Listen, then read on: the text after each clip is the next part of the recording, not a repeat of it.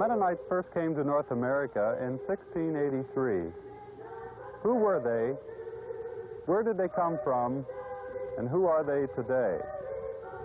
I'm Paul Landis, a bishop in the Mennonite Church. In the next 20 or 22 minutes, I will try to answer in part these questions. You will be meeting Mennonites from all walks of life who will tell you in their own words what it means to be a Mennonite today.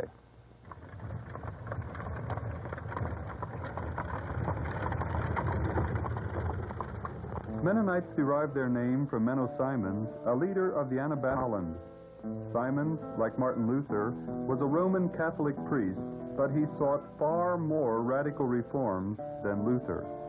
The Mennonites accused the established church of having wandered from the teachings of Jesus Christ, of becoming a folk religion rather than a brotherhood of believers. They regarded Christianity as a commitment to a way of life, and so they refused to baptize infants and they refused to go to war. In short, they refused to conform. Both Rome and the new Protestant churches reacted violently. Mennonites were hounded from one end of Europe to the other. Many thousands were tortured and executed. Those who were able fled to the New World. Oh, let my mouth be filled with thy praise, be filled with thy praise. That I may sing, that I may sing, that I may sing thy glory and honor all the day long. That I may sing, that I may sing all day long.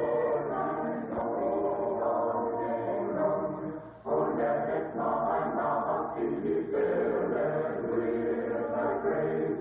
Oh, let my mouth be filled with thy praise.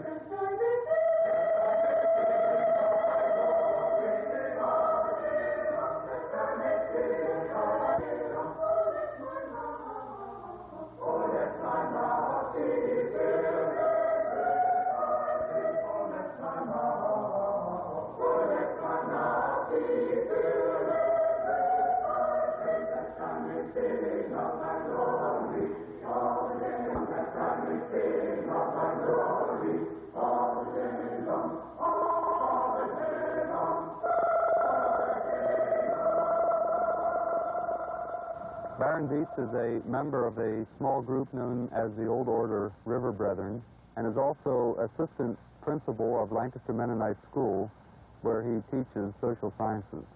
When the governments in Switzerland, South Germany, persecuted our forefathers for their faith, they were not allowed to enter the trades, they couldn't enter the professions, and as a result there was only one thing left, and that was farm. When they came to America, they found that agriculture was the only thing they knew.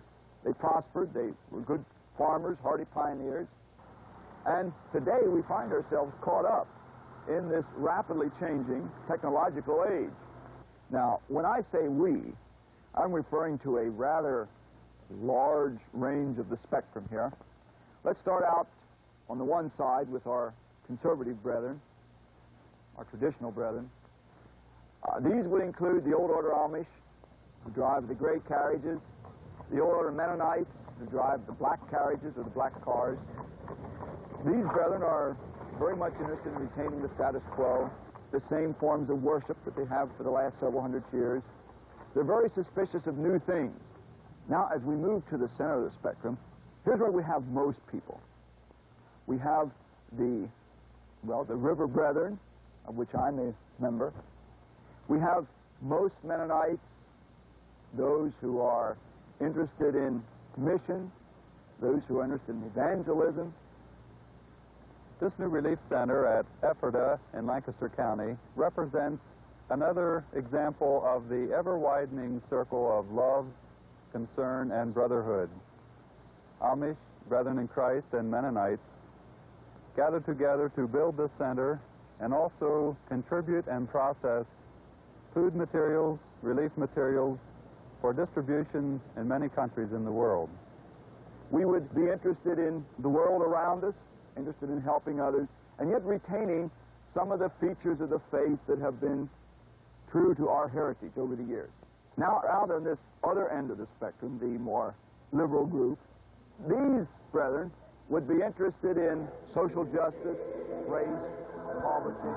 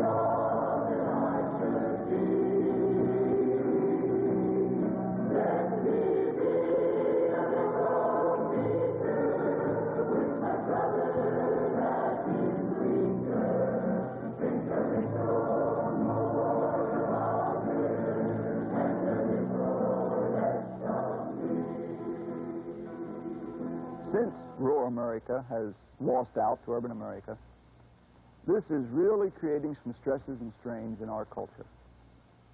You have the problem of affluence, and we no longer know how to live the simple life with all this wealth. The Amish take their name from a 17th century leader, Jacob Ammons. They are, as Marenditza said, the most conservative element in the Mennonite family. Amish farms are easily identified by the absence of any electrical wiring, by the use of horses instead of tractors in the fields, by windmills for power, and by buggies instead of automobiles. Young Mennonites, like farmer John Groff, bridge the gap between past and present. He runs a modern farm and yet holds fast to traditional attitudes. I believe that the Christian life is a changed life. Instead of following selfish goals, we follow the will of God. I'm a Christian who happens to be a Mennonite. They follow a set of guidelines designed to bring us in closer harmony to the teaching of the Bible. God is a God of order. God instituted marriage in the home, and it was God's plan that children be born and trained in the home. I feel it's the best place to learn responsibility is in the home. As we work together and as we play together as a family, we learn to share and to respect the rights and the feelings of one another.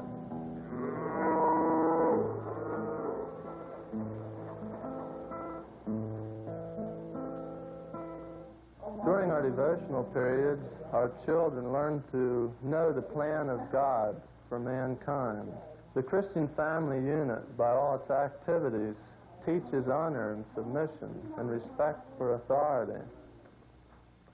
Dear Father, as we come before Thee again today, we thank You for Thy power and Thy wisdom, for all You have done for us, for all the blessings of this day. We thank You for this food that You have given to us. We pray that this food would be used for strengthening us in all that we do throughout this day. Amen.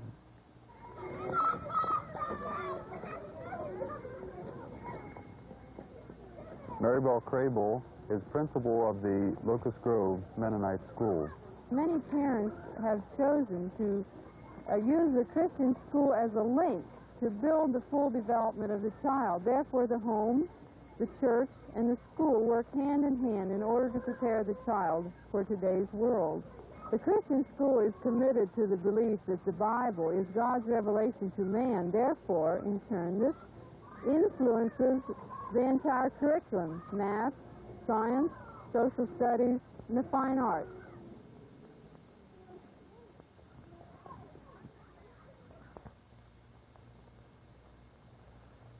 The house we're looking at was built 1719.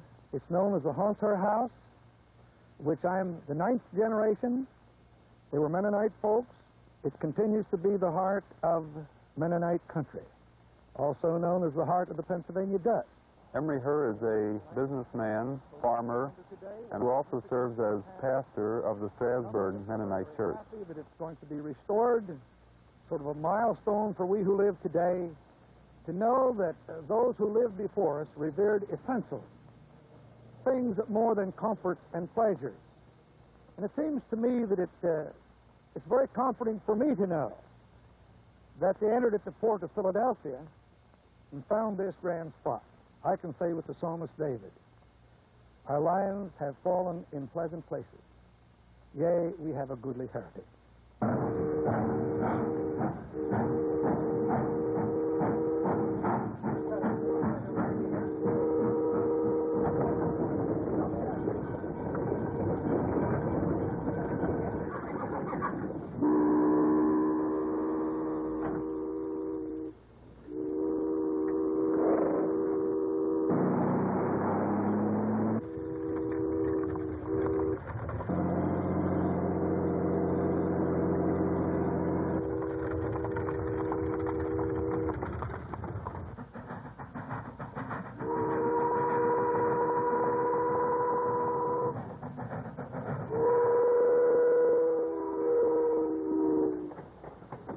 Mrs. Henry Lehman, Marion Lehman, is a housewife and mother of 7 children.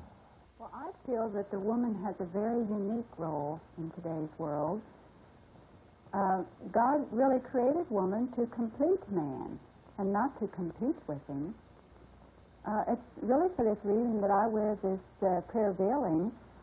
It's taught in 1 Corinthians 11 that this is God's order for mankind, womankind, God and Jesus Christ, and man and woman. Most of our young people, though, today wear this prayer veiling only for the worship service, but I and many of my generation and older wear it all the time. Our Mennonite congregation began a mothers' club last fall. And it was a very interesting thing. One of these mothers from the community had called me on the telephone one day and asked me if I would come to her house sometime and tell her about God. This led to one visit after another, and, we've had some really fine, touching times together. God has really been meaningful to this girl now. David Thomas is a bishop in the Mennonite Church and teaches Bible part-time at Lancaster Mennonite School. Regular attendance at church services for worship and fellowship continues to be an important part of Mennonite life for the entire family. Changes are happening. However, the basic tenets of our faith have not changed. Today, most of our younger parents prefer to sit together in the worship service with their families. Many of our older parents follow the traditional practice of the men and women sitting separately in the church service. It doesn't really matter whether you drive a horse and a buggy or a fast automobile. The thing that counts is involvement with people. This was the pattern of Christ's life throughout his entire ministry. He cared about people. He was involved in the lives of people. He established relationships. When problems arose, he was there ready to relate to the situation. To me, the important thing is not how religious you are or what kind of clothes you wear, but really caring and being a brother or sister. Bob Weibel is a teacher at McCaskey High, a public school in Lancaster, Pennsylvania. Naomi and I meet regularly with a small group, and we feel this is very important because this is really church for us. These are a group of young couples like ourselves who come from a rural background. We've traditionally been Mennonites. Most of us have gone on to some form of higher education, and we're trying to interpret what it means to be church in 20th century America, what it means to be involved as we feel we should be as disciples of Jesus. And this small group is what keeps us going. To raise a barn means more than just building or repairing a barn. It is brotherly love in action. When a neighbor is in trouble, it doesn't matter who he is or where he is. Amish, Mennonites, or other brethren all work together to help.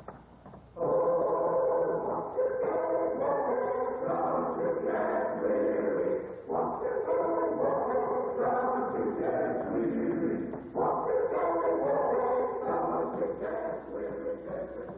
Elam Stauffer is a pioneer Mennonite missionary to Tanzania, East Africa. When Ori Miller and I sailed from New York in 1933 to find a mission field in East Africa, it was in response to a vision and a faith the Lord had given our leaders. In those Depression days, some mission boards were retrenching, and some were barely holding their own. We were seeking a new field. Arriving in Tanganyika, we attended the first session of the Tanganyika Missions Council, and with their help found our field. Here we would preach the gospel and build a church that from the beginning was self-governing, self-supporting, and self-expanding. We did not fully realize the truth that Jesus said, "I will build my church." My great joy and praise is that God has granted me to see the fulfillment of that vision in my lifetime. I'm Dr. Richard Weaver. I've just recently returned from 4 years as doctor and surgeon in Tanzania. Tanzania is a young nation in a hurry, and I suppose this describes the situation in many of these developing countries today. As young nations develop, young churches also are developing. Tanganyika Mennonite Church today has a membership of 7,000. It is thus easily understood how 1/4 of the Mennonite membership today are either black or yellow-skinned. I think that a logical and practical expression of the biblical principle of love and service is found in the Mennonite Church's voluntary service program. I feel that a fellow who wants to follow the path of conscientious subjection may serve his Christ, his church, and his country by being a technician in a hospital or a youth worker on the streets.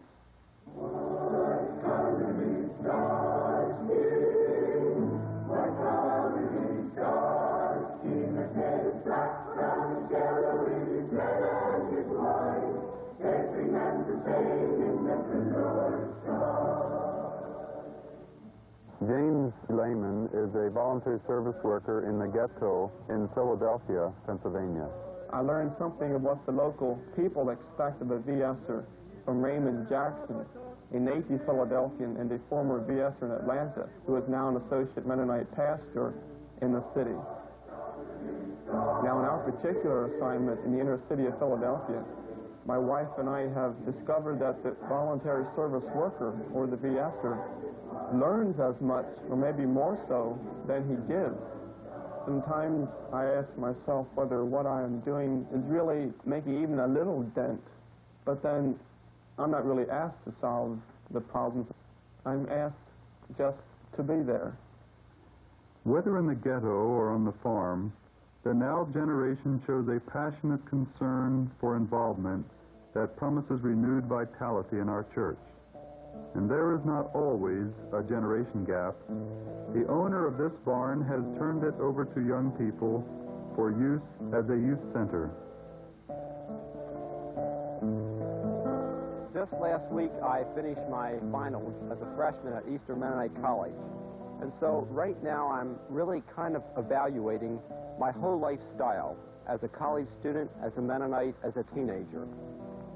And part of the reason why I feel that Mennonitism is so relevant today is because of the Mennonite stand on non-resistance in relation to war and peace. And I think that our stand on non-resistance is a definite answer that the Mennonites have been able to provide to a question that the world is asking. This answer is just as relevant today as it was back 400 years ago.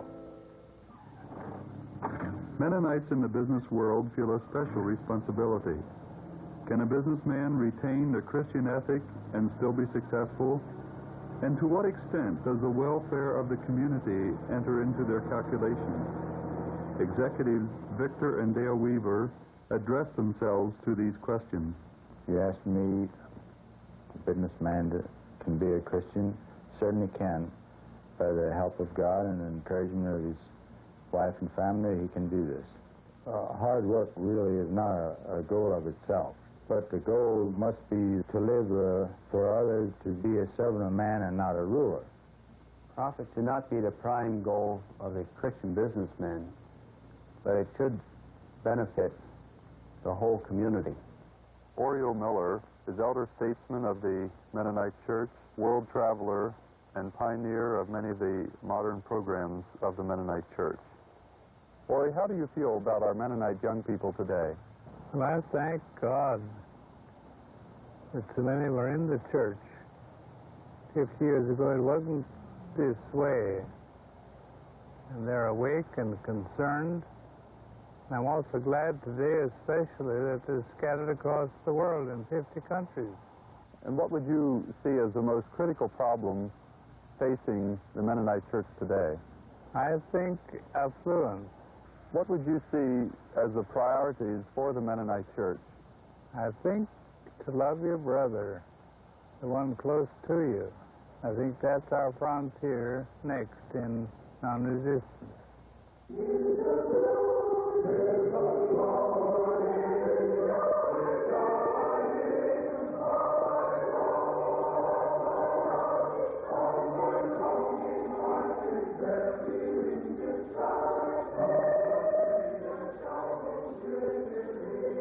For over 400 years, Mennonites have tried to follow Christ in the midst of changing cultural values. Cultural expressions and values have changed, but the Christ we follow never changes. To follow Christ in the midst of a secular, materialistic, and militaristic society means to follow him on the road to Calvary. This was not easy for him.